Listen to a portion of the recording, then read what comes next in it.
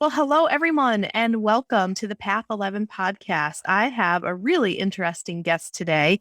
I think this is going to be a lot of fun because we kind of share a lot of the same interests in healing and Reiki and angels and crystals and aromatherapy and mantras, and you name it, we're going to talk about it today.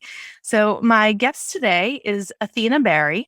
And hailing from a Hollywood dynasty as the niece of Rita Hayworth and cousin of Ginger Rogers, she is the author of a new book that is out called Raise Your Vibes. If you're watching this interview on Path 11 TV, you'll get a chance to actually see the cover. You'll see it in her background here. And she began her career, believe it or not, as an actress, as Athena Cansino. So we're going to find out about that. How do you go from being an actress to becoming a Reiki healer, right? That's pretty cool. So before leaving her life of glamour and paparazzi, she decided to create a life of peace and energy healing. She is the founder and creator of Crystal Reiki Healer, one of the fastest growing online presences for Crystal and Chakra Education, Crystal Reiki Healing, and raising the energy vibration for all beautiful souls who are searching to better their lives, which are all of you who are listening and watching the Path 11 podcast. So without further ado, let me introduce you to the beautiful Athena. Welcome, Athena. Hello. Thank you so much for having me as a guest on your show. Hello to your community. I hope everybody's having a beautiful day so far. Yeah. So you come from quite a lineage, huh? Ginger Rogers, Rita Hayworth. So tell me a little bit about your lineage first. Yes. Well, I happen to have a famous family. Uh, it's not that different for me. I guess it's like growing up in a family of doctors or lawyers. I just happen to grow up with a family of actors and performers and dancers, and it's just always been kind of part of growing up and who I am and knowing about it. It's always kind of funny when someone gets excited about it because I'm like, oh, it's my aunt or oh, it's cousin, like, okay, that's cool, So for me, I don't get starstruck easily, I guess, um, because I know that they're, really human beings too. And they all have the same, issues and struggles that we have in our daily life. They're just a little bit more public about it. Right, exactly. And kind of have to be, I guess, if they step into that role, right? Yeah. Did you feel any pressure of having to go into acting and stuff like that because you came from that lineage and that family of actors and It dancers? did not. It was just kind of a natural thing, I guess. They say like it's in your blood. So when I was a kid, I was very animated and, loved to be in the school plays and loved dance. I was a ballerina for years and years. And I've heard all these stories and pictures, family pictures of, my family with their castanets and their fancy dresses. And I just thought, oh my God, that's so beautiful. As a little girl, that's, super exciting. And I was very, very feminine and very into all that dress up. So it was really a natural thing. My grandmother loved, supporting anything relating to the arts. So she was really kind of my advocate. And my parents were both in film as well. My mom was a cinematographer. So I really grew up kind of in front of the camera since birth, right? So I was always posing and giving her different things for the pictures. She was just here actually visiting, and of course we did a little photo shoot because that's what we do. And then I went into acting. My dad was definitely more hesitant to let me explore that. He had connections that he could have helped me with, and was like, nope, absolutely not. Like, this place is horrible. They destroy people, and, all of the negative sides of the business he was very familiar with. And he was very close with his aunt, Rita Hayworth, and saw what they did to her and how they portrayed her and, really made her struggle at a time when she was very vulnerable. And that was with the onset of her Alzheimer's, but also with, failed marriages and men who were predators and, all of this stuff that people don't see behind all the glitz and the glamour. So he was really like, nope, we're going to wait. Yeah, you're 16. Nope, not going to happen. And then when I was 18, 19, I was like, nope, I'm doing this. I'm going. And it was super exciting for the time. My first month I booked a national commercial on TV, and it just kind of kept spiraling from there. I walked the carpets in Cannes and, flew around the world, filmed movies in different countries. And it was such a beautiful experience. But a lot of it was, a place for me to almost like therapy where I could grow and heal emotionally and also kind of put on that facade, right? Where you don't have to deal with your own personal issues. So you can just pretend they're not there and, go out in front of the camera and be someone else. And then at some point that comes to a head. And I also got married and I met a wonderful, wonderful man. We're still married all these years later. It's 19 years later now. And I knew that this field and my marriage were not going to work. Rita had 5 failed marriages. Ginger Rogers had 5 failed marriages. It's not very family friendly.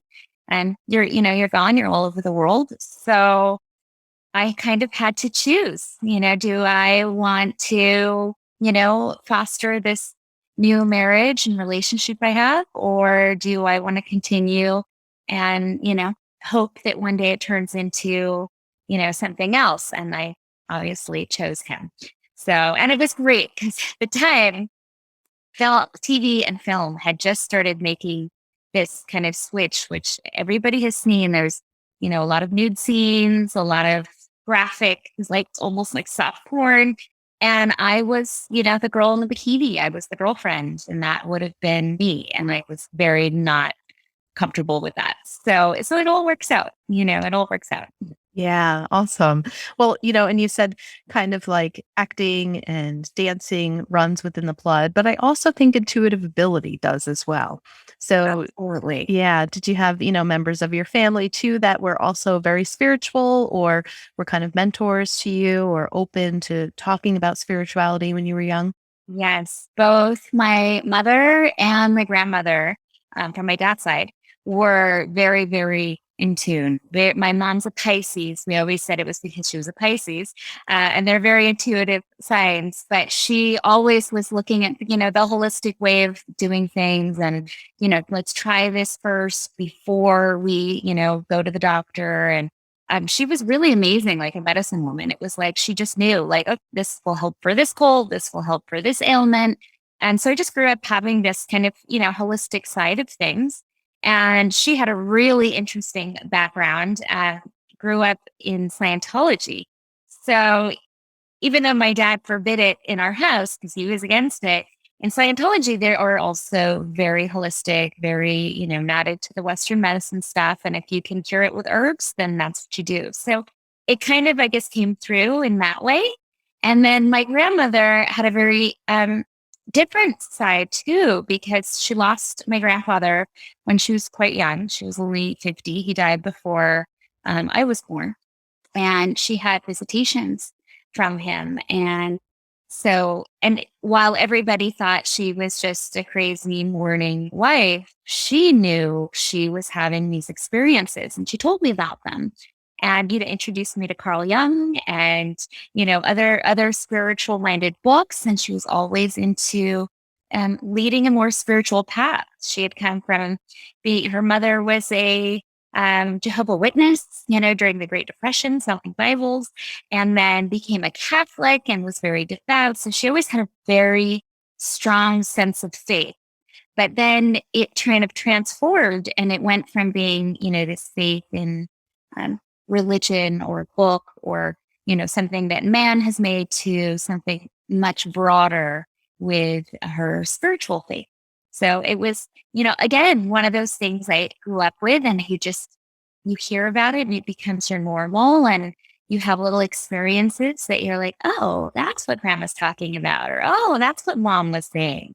So definitely I was blessed to have 2 women that were very spiritually minded and open to, outside the box. Yeah.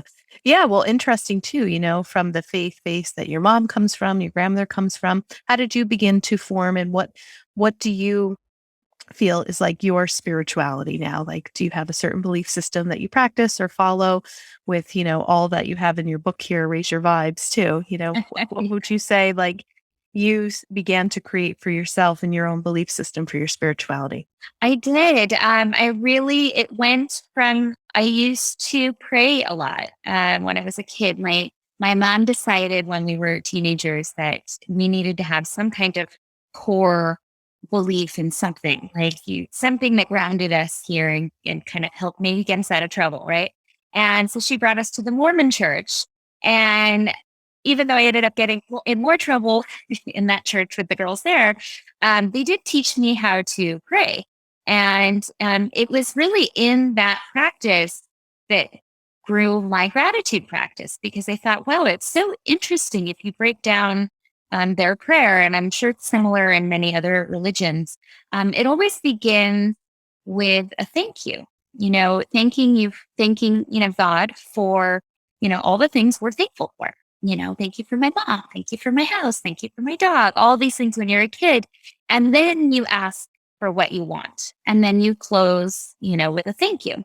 So I thought, wow, there's really something to this. And maybe I don't believe necessarily in, where their focus is going. Like it's just, it's God, it's source, it's the universe, it's everywhere around us. And I don't love like the rules of what it has to be or can't be. I love to think outside of that, but I love the basic structure that they used for creating this, what is now my gratitude practice. And I find that, when I begin my day like this, everything, thereafter is just kind of shifted into a positive note and a positive vibration. My sister is very religious, Christian, and she too, with her prayers, is all about gratitude and thanking God and all this. And although she's, maybe it has a slightly different version than I do, at the end of the day, it's showing gratitude. So this really helps all of us and can help all of us if we're open to it. It's so easy. I mean, it takes a second. You can consider it prayer, you consider it, gratitude, you can consider it whatever works for your own faith. I have no judgment on, what people believe to be their source of inspiration, but having this gratitude practice really started to form and shape. And then having experiences like seeing angels and communicating with, beings that weren't necessarily in the present, I guess we would say, or in the physical plane. So that really changed also my view of how things work here. Like maybe it's not quite as they say. And that was a really cool thing. And then, based on your own experiences and my own experiences, little by little, you start to look outside the box. And they started looking into energy healing and crystals. And I love the union between them. Little backstory, I had a car accident when I was 19. And I rolled over in a convertible 4 times on the freeway. Oh. Slammed into a mountain. It was rolled over, landed upside down. It was pretty spectacular. And one of those things that, you really look back, and even in the moment, like, how did I walk away from this? And I did. I walked away. I didn't even have, a scratch on me, but every shard of glass, was shattered. And with the exception of my driver's side window, which I really felt like my grandmother was there, my mom's side, holding that for me, protecting me, because if that had shattered, my face would have as well. And that would have been, the end of acting. That would have been, I wouldn't have been in the circles that I was in where I met my husband. I have my children now, my life now, everything, that the way the course of my life went would have been, very different. And I had these women that pulled over, saw the accident. It was a hit and run. Never found out, who it was or where they went. And they pulled over, and because I had hit where the gas tank was, they were scared my car was going to blow up because it wouldn't turn off. And they were frantic, screaming to get me out of this car. And I was, upside down, completely disoriented. And they're like, "Can you open the door?" And I remember looking at her like, Are you kidding? It's like in the dirt. How do I can't? She's like, now just pull the latch. And I was like, oh, and I pulled the latch and she was pulling and then I was kicking. And between us, we got, about this much space open. And to this day, I've never felt such incredible human strength. This woman, this angel, reached in like a baby under my arms and lifted me from this car like I was a rag doll. I mean, it was the most incredible feeling. I'll never forget it. And she pulled me out and got me away from the car and stayed with me and told the paramedics and the police what had happened, and because they were like, what, is she drunk, what happened? I'm like, no, I swear, like, I'm not even old enough. And then from there, we went to the hospital. I had all the scans. They thought I broke my neck. So I was strapped to a board and everything, and lo and behold, there was nothing that showed up, for my neck. We found out later I actually had the beginning of degeneration for my low back. The discs definitely took a hit there. And I had, after this, would be 16 years of chronic debilitating back pain where, something would happen, I'd sleep wrong, and then I would walk for a couple days. I mean, it started where, one day in my apartment with my husband, I couldn't get up and I was on the floor crawling, trying to get to the phone and, in agony. And he came home and he, like, oh my God, my young bride, what's happened? And he scooped me up and took me to the office. He's a chiropractor. So he took me to the office and was doing therapy and muscle work and everything to try to get my muscles to let go so I could move. And then this poor guy spent the next 16 years working on me and trying to help me manage my pain. And it finally came to a head where I had a fusion surgery. And that was really a very humbling experience. Like, talk about pain. It's like you're broken apart and put back together. It was just insane. And I had started doing Reiki leading up to this because I thought I can't just be on pain medication my whole life. Like, this is terrible. I've been on these heavy drugs for, years and years. And like, what's it doing to my body? And here I have this holistic background. So it was really against, my beliefs, and it was against, everything that I, thought for myself as far as my health. And at the same time, I couldn't live with the pain that I had. My quality of life was just deteriorating. So I thought there has to be something else. Like, there has to be. This can't be the end of the line. Like, I refuse to accept that. We're not doing this. And so I started looking into Reiki, and I thought, wow, okay, this is very in line with, what I believe in, this, divine light, divine healing. It's something, beyond ourselves, beyond this physical place. Because there are so many miracles that are unexplained and has to come from somewhere, right? And so I thought, let's start channeling, this beautiful energy. And in the hospital, while I had a fracture. So it turned out, it was one of those things. He couldn't help me anymore. And no amount of muscle work or pain meds was going to fix a fracture. And my vertebrae were just kind of, dancing around in there, hanging out. And we had to stabilize my back. Because, when they start hitting nerves, you have that nerve pain. Anybody who's had it, it's debilitating, and it really takes away from anything you can do, even normal functions in your life. So we had to get it fixed. And in the hospital bed, it was the most incredible, mind-blowing pain I've ever felt in my life. Like, I've had 3 kids, and that was nothing compared to what I was going through in this hospital. And so I'm laying in this bed, shaking. My jaw would rattle from the pain. I'm crying, sobbing, and I don't know what's going on, where I am, what's happening. They keep giving me more drugs, and nothing is happening. And finally, and they told me I'd be there a day, and I was there for like 5. So my husband's leaning over me during one of these shaking periods, which must have been very scary for him to watch. Sure. And he shouts, "You're a Reiki master, for God's sakes. Athena, do Reiki on yourself." It's like, it was like this, click, this light bulb. Anybody who's done Reiki, it's always this beautiful, soft, angelic kind of, environment. You have music and maybe some incense and your crystals, and you feel good. You could fall asleep. It was not like this. This was traumatic. This was loud. This was sterile in the hospital, like not fun.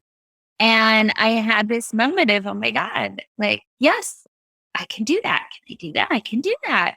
So I started, to perform my self treatment. And it was really incredible because in maybe 45 seconds, my body I could just feel my body calming down. My breath came back to me. My jaw stopped rattling. All of a sudden, I can see I actually had a whole bunch of people in my room that I had no idea were there. And it was really in that moment that I thought, oh my God, this is not just, I do love it and I've always loved it, but now I know this is real. Like this is not hoodoo voodoo, as my husband would call it. Like this is something that's real. And I need to share this. I need to get this out. People need to know you can do this yourself. Like, look at all this stuff these doctors have done for me helplessly. And I'm laying here dying, like in pain. And here you can take your power back. So it really became, a mission to share that and to get that word out and help people kind of just take their power back in their own healing in their own body, because our bodies are such miracles. We're these incredible vessels with, millions and millions of little cells that are all moving and all have their own little job and, come together to make this, human body. And then there's so much beyond just that physical part. So having that connection between, our mind, our body, our spirit really is life changing on your own path. And I living testimony of that. I have no pain to this day. And it's like, thank God, like knock on wood, right? But I live today with no pain. And it's such an incredible blessing, because anybody who has knows how hard that is to live with. Right. Yeah. And I think that's one of the most beautiful gifts. If people are curious about Reiki or wanting to learn it, really the first stage or the first level, the first training of it is to learn how to give it to yourself, and the other thing that I love about this story is that it reminds me that we also have free will, and that sometimes we need to ask, and I know that that's kind of one of the rules of the angelic kingdom, right? It's like they're here and they like activate when you ask. Otherwise, they're just there, like waiting, ready. But for your husband to remind you of that and then to tune in and allow the energy to flow with the connection that you have there. But I think it was a matter too of exercising your free will and asking for the Reiki to come through and giving that permission, for that to be activated within you to help you. Absolutely. Yes. If you don't do the work, you don't ask, nothing's going to happen. When I was first introduced to angels, it's so funny you say that, like they're just here hanging. Somebody told me that too. They're like, you have your angels around you all the time and they're bored. Like, give them something to do. Talk to them. And I was like, wait, talk to them? Like, what do you mean? But I don't see anything. And then once I started, it was amazing how like it changes, right? And they love it. And they have such a sense of humor. Sometimes you'll ask for a sign and the way it comes through, you're just like, oh my God, angels. Like really, like, okay, you're having fun. Great. Yeah. And the more you talk to them and engage, the more they bring those blessings to you. But absolutely, you have to ask. You have to be open and allow yourself to receive, but ask. Yeah. Yeah. And to remember to ask. And it was funny, like last weekend I did a craft fair. I kind of make jewelry on the side. So I was doing this fall craft fair. And, it was still kind of early. And I think the second day, the weather wasn't as great. And I think even the first day too, I did this too. But I just kind of remembered, like, ask the angels to help. So after I set everything up, I said a little prayer and I said, angels, can you please bring people over to my booth that just want to feel beautiful and buy this jewelry, because I infuse my jewelry with Reiki. So when I'm making the jewelry, it's kind of a meditation practice for me, when I think about health, wealth, abundance for the person that will wear this, let this Reiki go into their body as they wear this jewelry. But it's so funny. Like sometimes I really forget to activate my angels or to ask for help. And then as soon as I did that, it was like, all right, was it just coincidence that all of a sudden more people started coming to the fair? But like my booth was just slammed, it was like made a great amount of money for the weekend. It was so much fun. People didn't even want bags. They were putting the jewelry right on them as soon as they bought it. But it's like those little moments. It's like we're allowed to ask for that help, and it's okay for that help to help us to also put money in our pocket, or to bring people over to enjoy in the craft that I made. So, but you have to remember to ask, and sometimes I forget. Like you said, the angels are bored. Like you have to ask them. Sometimes I have to remember to talk to them every day, because I don't always talk to them every day. Yes, I mean, it's true even for us who work in this field where we're, always energetically charged or infused or whatever you want to call it. But even for us, we can get caught up in the mundane of, daily life and daily tasks. And, I have 3 kids. Sometimes, life just gets crazy and overwhelming, and I don't know which way is forward. And just taking that moment to pause, like angels, could really use out, use a hand here. And that's true. I love that they showed up at your booth and we're like, all right, let's get some action over here. And they work like that. And yes, some people will say, oh, it's just a coincidence. Oh, it's not real. And for those that say that, I invite you to try it.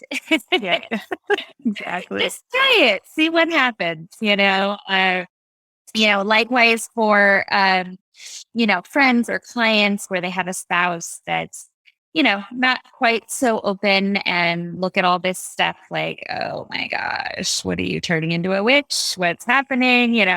My husband too was very skeptical. He called it voodoo and, asked if I was becoming a witch and all this stuff. And I said, well, yes, I am. But, it wasn't like that. And it was, but so what I thought and what I suggest for others, and it's in the book as well, is, just continue your practice. Keep doing your thing, living your truth, do your rituals, create your practice, set up your altar.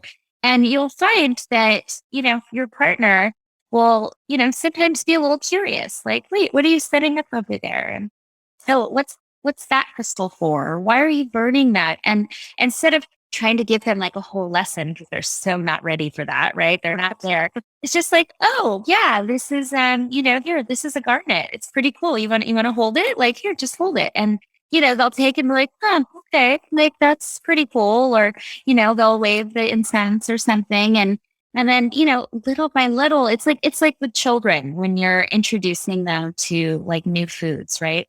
Right. A little like, well, what is this at first? And then it's like, okay, I'm going to try that. And then, it opens their palate. Well, it's the same with spirituality. You're opening your mental, your spiritual palate to be more open to trying different things. And then you find what works for you and you just, keep doing that. And then for people who are, for those of us, I'm sure it's happened for you. It's happened for me where something you're doing is just like, not feeling it. It's not resonating for me. It's not working today. Like instead of just throwing in the towel, shift that focus. Like life is a journey and we're constantly learning. And so as long as we look at it like that, learn a new skill, learn a new, way of talking to your angels, do it with journaling, do it with, just change it up a little bit to keep your practice feeling high vibrational and keeping you,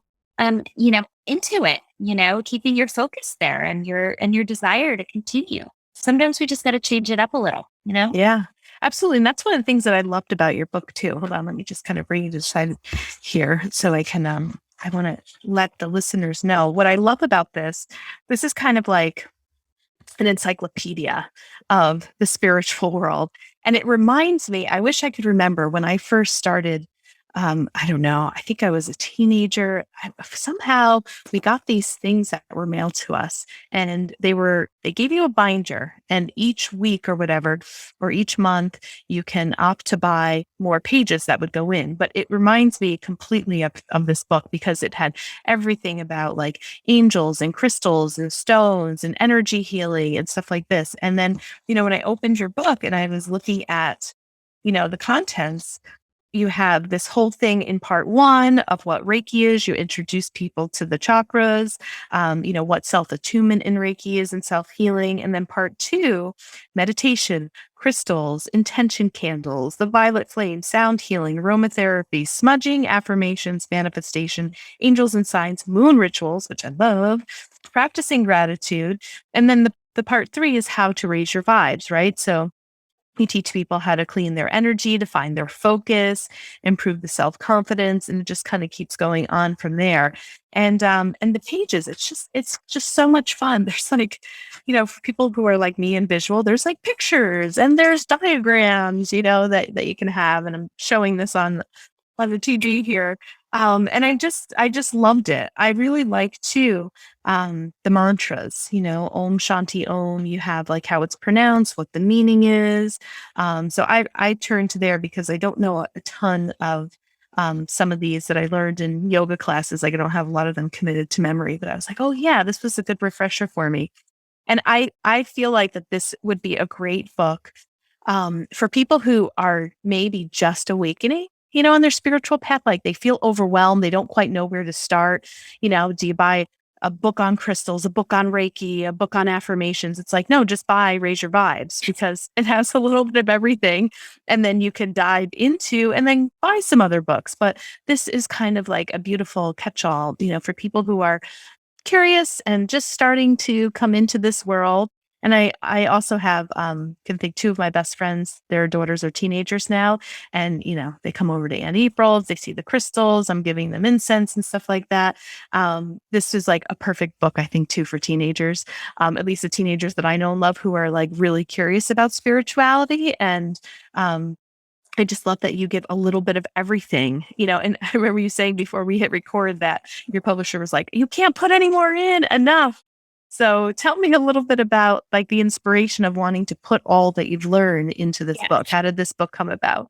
Oh, thank you so much. Yes, I definitely got cut off at some point where it's like, this is going to end up being a gigantic book and it's going to be really hard for us to like pitch this, like slow down, save some for the next one kind of thing. Right.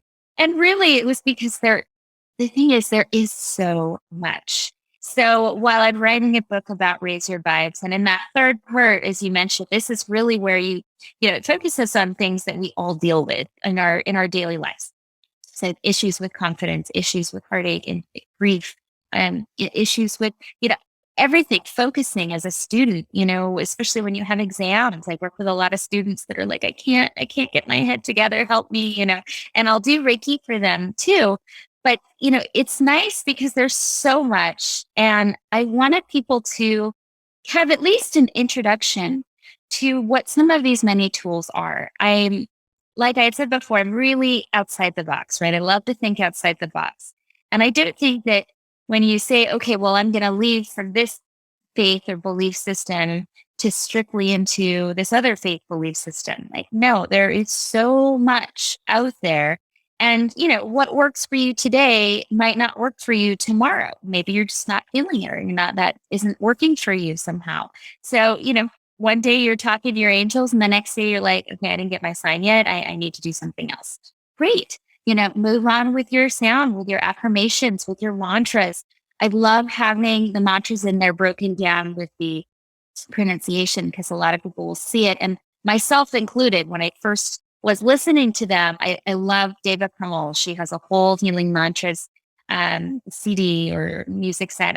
They don't call them CDs anymore, but, full album. And I had to listen so many times just to try to understand what she was saying. And they were wonderful for, my spiritual baths when I'm just tuning out and taking a moment to heal. So breaking those down so people can see it.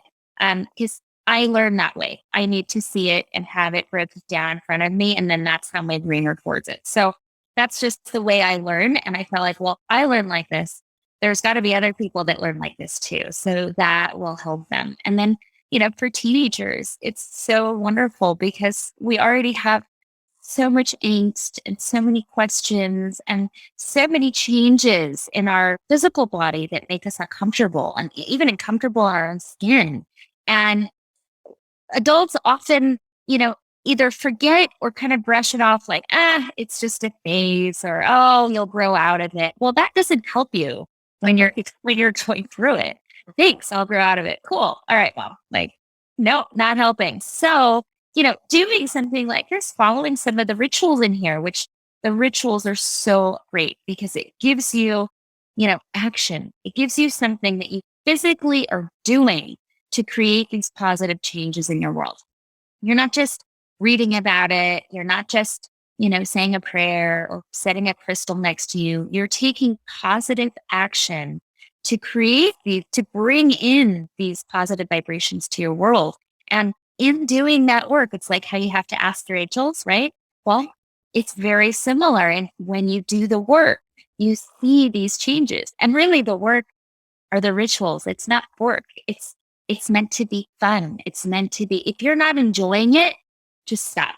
Just let it go. Like it's like defeating the purpose, right?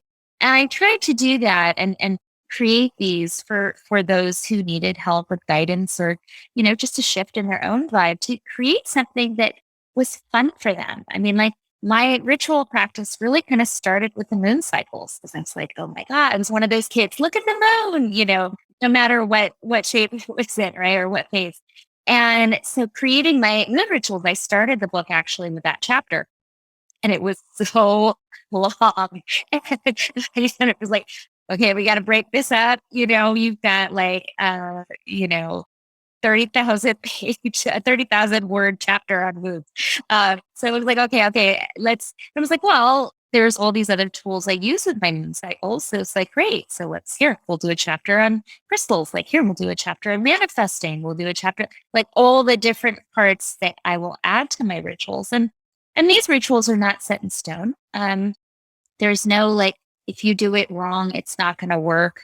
And I always try to express when you're doing a ritual, the action, the magic of the ritual is in doing the ritual itself. When you're doing, while you're performing, that's where the energy is. That's where the magic is. It's not like you just set up all your things in a pretty place and you're like, okay, and go. Like it just doesn't work that way.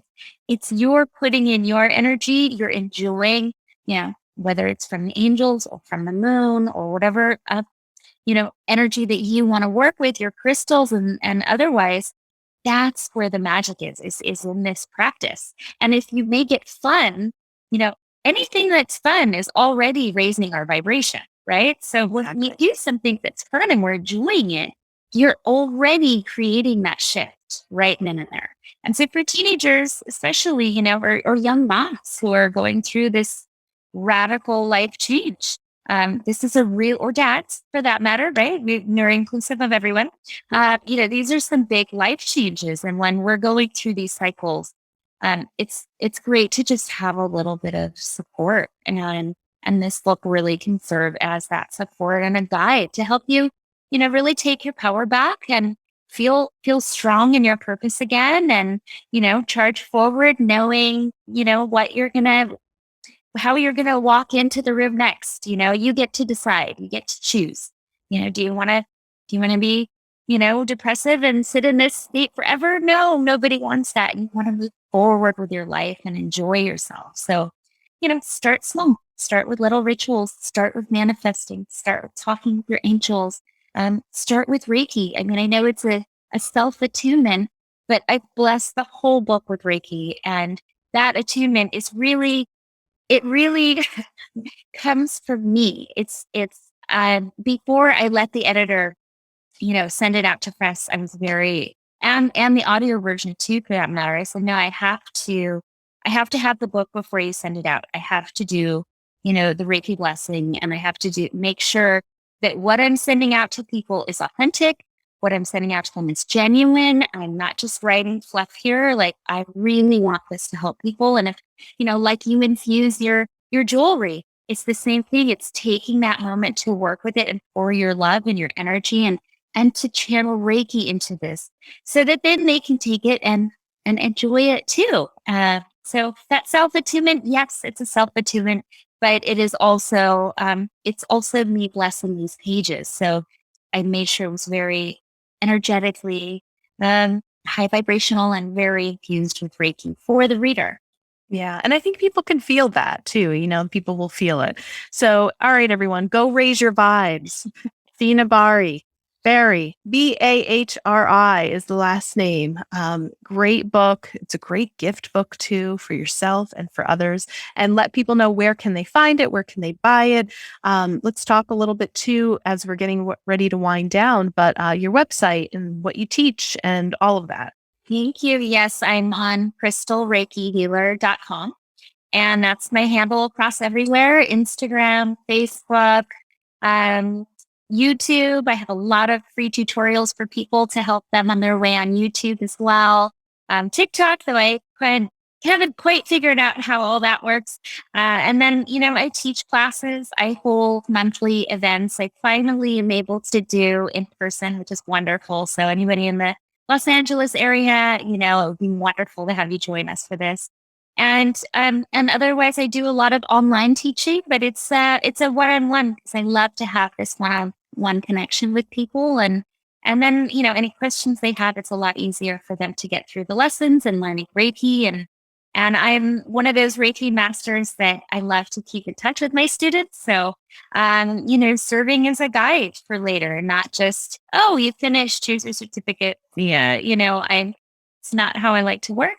And just, helping people on their path. So the book is everywhere: Barnes and Noble, Amazon, my website. I do signed copies on my website. And if somebody wanted that, of course. And I'm always open to new and wonderful. So if anybody ever had any ideas, like I need a class on something specific, let me know and we'll create it for you.